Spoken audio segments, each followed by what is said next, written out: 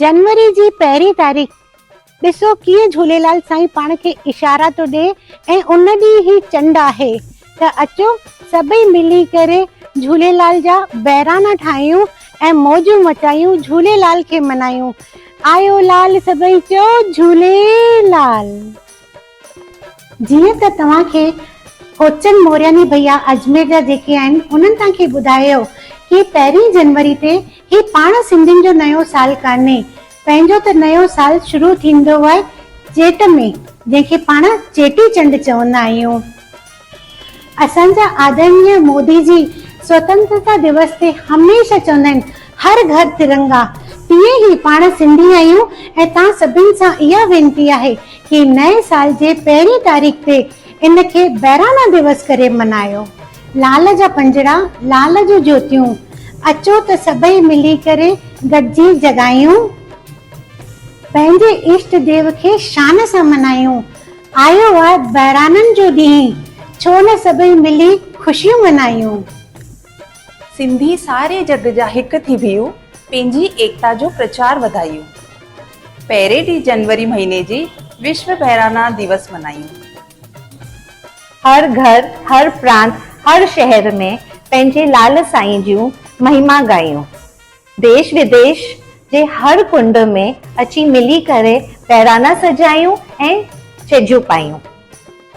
अचो त अखा फुला पाए देग चढ़ायूं, कणा ऐं कुंवर जो प्रसाद विरायूं। पंहिंजी सभ्यता ऐं संस्कृति के मिली बचायूं, पंहिंजी सिंधियत के नई सां उजागर करायूं।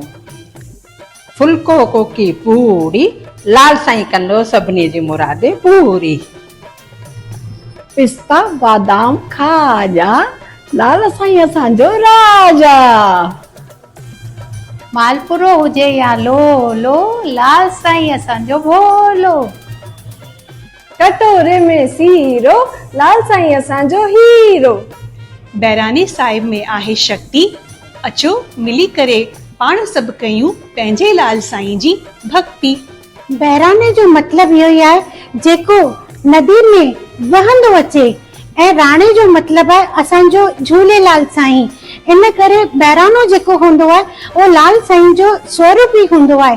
ऐं जॾहिं बहिराणो पाण पंहिंजे मथे ते रखी करे घर में घुमाईंदा आहियूं त साक्षात झूलेलाल साईं जा पेर घर मां घुमंदा आहिनि ऐं उन घर में बरकत ई बरकत थी वेंदी आहे। ऐं जॾहिं बहिराणो पाण नदी में प्रवान कंदा आहियूं त जल जा जेके बि जीव आहिनि उन्हनि खे खाधो मिलंदो आहे। इहे गुझियूं ॻाल्हियूं हूंदियूं आहिनि जेके असां वॾनि मां धीरे धीरे सिखी रहिया आहियूं। जय झूलेलाल।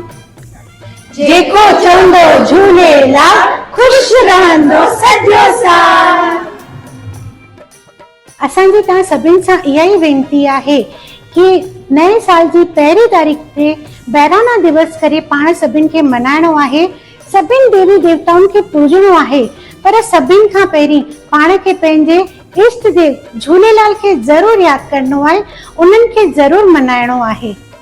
असां शुक्रगुज़ार आहियूं मोनिका गोकलदास दीदी जा, जेके नैरोबी में रहंदा आहिनि ऐं हीअ बहिराणा दिवस ते कविता उन्हनि ही असांखे लिखी करे मोकिली आहे ऐं उहे सिकी लदी जे नाले सां फेमस आहिनि। असां दिलि सां उन्हनि खे शुक्रिया था कयूं।